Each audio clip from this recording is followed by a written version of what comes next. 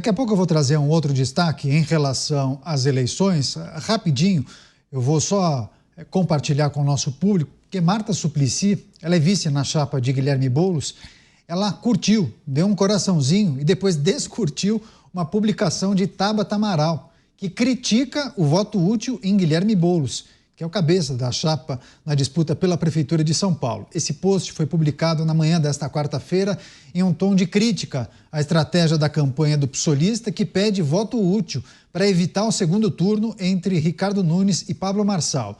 Sobre a curtida, Tabata Amaral afirmou ter muito carinho e amizade pela Marta, além de dizer que, se não fossem questões partidárias, a vice de Boulos votaria nela. Além disso, ela criticou o deputado e rival na disputa pela prefeitura por mudar a sua posição em temas como aborto e a situação política na Venezuela. Você, Dávila, o que a gente precisa considerar em relação a essa curtida? Percebeu que não deveria ter feito isso, descurtiu, só que nessa muita gente percebeu. Enfim, há um alinhamento histórico, talvez, entre as duas figuras, né? É verdade. Mas aí precisa ver se foi ela mesma, se foi a equipe dela, é uma coisa um pouco mais complicada.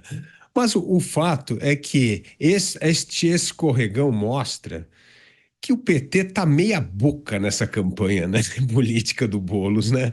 Porque a parte do PT, como bem lembrou o Beraldo, que não gosta de ver a ascensão de uma figura que amanhã pode desafiar a imagem do demiurgo Lula. Então ninguém na esquerda quer conviver com alguma sombra que começa a crescer, né? Então tem um certo ar por baixo que parte da esquerda que está votando em Tabata Amaral, e cada vez mais. É impressionante a tendência de Tabata nessa reta final da campanha, crescendo. E se ela cresce um pouco, ela pode tirar Boulos do segundo turno, porque está tudo muito embolado. Se ela cresce 1 ou 2 pontos aí, ela tira o Boulos do segundo turno. E aí você tem um segundo turno em São Paulo de Ricardo Nunes e Pablo Marçal. Pô. E não, isso hoje não é impossível, esse cenário. Então, qualquer divisão na esquerda causa enorme desconforto nesta reta final, porque pode ser decisivo em colocar ou não uma candidatura como a de Boulos no segundo turno. Porque estamos na margem de erro, né, Caniato? Qualquer movimento no ponteiro aí pode ser fatal. Aliás, é a primeira vez que eu vejo numa eleição em São Paulo, onde há 3 candidatos disputando o primeiro e o segundo lugar. Sempre era aquela coisa, tem o primeiro e o segundo e tem o que ficar lá atrás. Agora, nessa vez, nós temos 3 candidatos muito competitivos. Tudo pode acontecer até domingo e, como disse o Mota, tudo depende do que o eleitor fará no domingo. Pois é, e também tem muitos analistas que projetam o voto envergonhado, né? É aquele camarada que não fala para o pesquisador em quem vai votar. Ah, estou indeciso, talvez eu vote em A, talvez eu vote em B, mas no final das contas ele pode votar no candidato C. E aí chega a surpresa. Agora, Beraldo, nunca vi tantas pesquisas e levantamentos sendo realizados, né? 7, 8, 9 levantamentos. Não tem um agregador oficial, mas assim, em algumas pesquisas tem um candidato que aparece numericamente à frente. Em outro conjunto de pesquisas tem um outro que aparece um pouco mais à frente. Enfim, como disse o Dávila, é um tríplice empate em praticamente a maior parte dessas pesquisas e levantamentos, né, Beraldo? Caniato, e tem um desafio muito grande de todos os institutos de pesquisa de conseguir medir efetivamente o voto que é influenciado pela rede social. Porque, se a gente lembrar o que aconteceu em São Paulo em 2020, nós tínhamos, naquele momento, a candidatura de Arthur Duval como uma candidatura outsider por um partido pequeno, que agora me fugiu o nome, mas também que não tinha fundo partidário, não tinha tempo de televisão. E o que aconteceu é que as pesquisas de véspera da eleição colocavam ele com 2% dos votos, e quando abriu a urna ele teve 10%. Então isso, obviamente, essa diferença de 8% não captado pelas pesquisas, isso veio pelo trabalho de comunicação feito em rede social. E como é que os institutos fazem para medir isso? É difícil, porque você não adianta fazer só de um jeito ou fazer só de outro. é um grande desafio que existe hoje em todo, não digo nem só no Brasil, mas acho que em todo o mundo democrático que realiza eleições, conseguir captar esse movimento. E o Brasil, como é muito grande, São Paulo, nesse caso, muito populosa, é realmente complicado. Como você disse, Caniato, há pesquisas aí adoidado, mais de uma por dia, com números diversos. No final, alguma estará certa. Agora, estará certa pelos motivos corretos ou será simplesmente uma circunstância onde a sorte encontrou a técnica? Eu não sei. Só uma contribuição jornalística. Arthur Duval, em 2020, foi candidato pelo Patriota, partido que não existe mais, houve uma fusão com o PTB, inclusive. Você, Mota, suas reflexões. As muitas pesquisas, um tríplice empate, difícil projetar qualquer tipo de cenário para o segundo turno. E, na sequência, esse episódio da curtida e descurtida de Marta Suplicy, ou da equipe dela, ao post referido. Caniato, eu acho que a maioria dos brasileiros já desistiu há muito tempo de esperar lógica, bom senso e coerência da classe política. Eu acho que a maioria de nós sabe que quando essas três características se encontram, é num número muito pequeno de políticos. Eu tenho aqui diante de mim uma matéria da Agência Brasil, de 28 de abril de 2015. E o título é Marta Suplicy deixa o PT e diz que não tem como conviver com corrupção. É o título da matéria, de 2015. Coerência é o mínimo que a gente espera das pessoas que querem assumir posições de poder e, por exemplo, gerenciar uma cidade do tamanho de São Paulo. Eu acho que essa coerência não existe.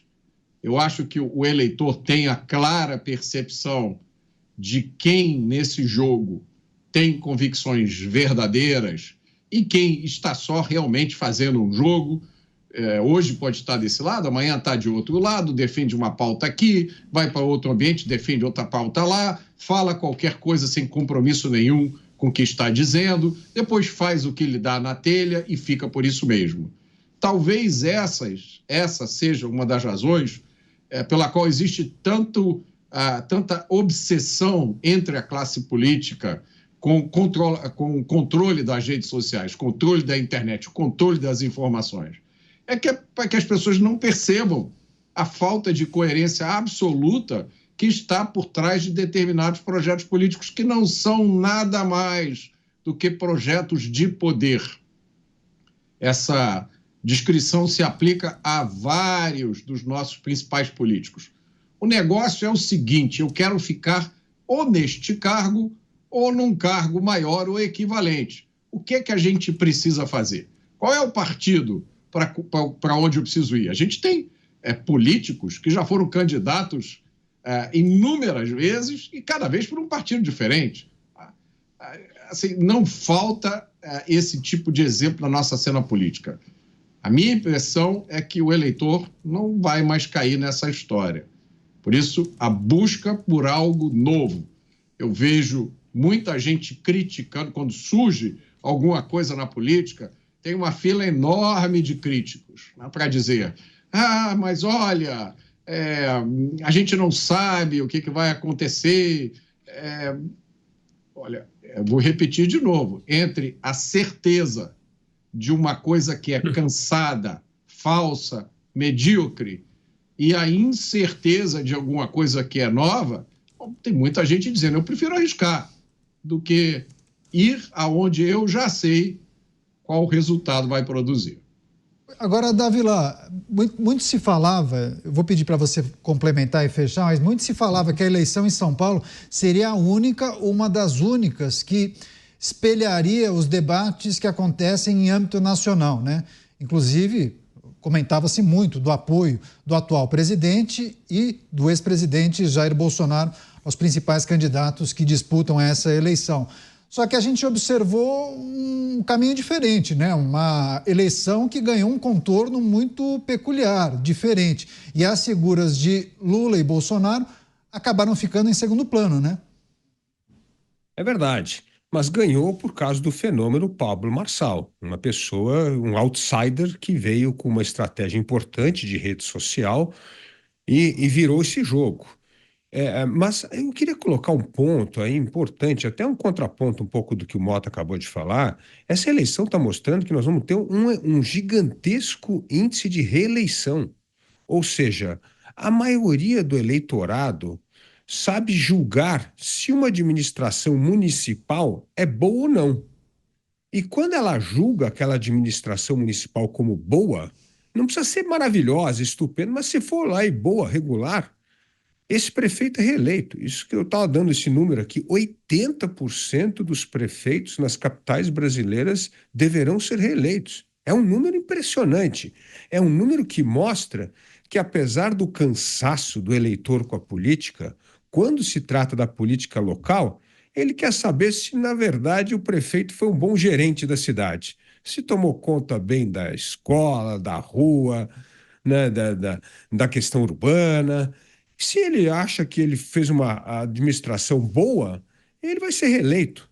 Então, o índice de reeleição também mostra que não é que tem um inconformismo geral com a política, não, que existe até um certo contentamento com parte dessa política, principalmente da política local. Então, eu acho que isso é importante, porque eu venho trabalhando com liderança pública em estados e municípios há muito tempo. E eu vejo uma leva importante de renovação política e de bons gestores no nível municipal.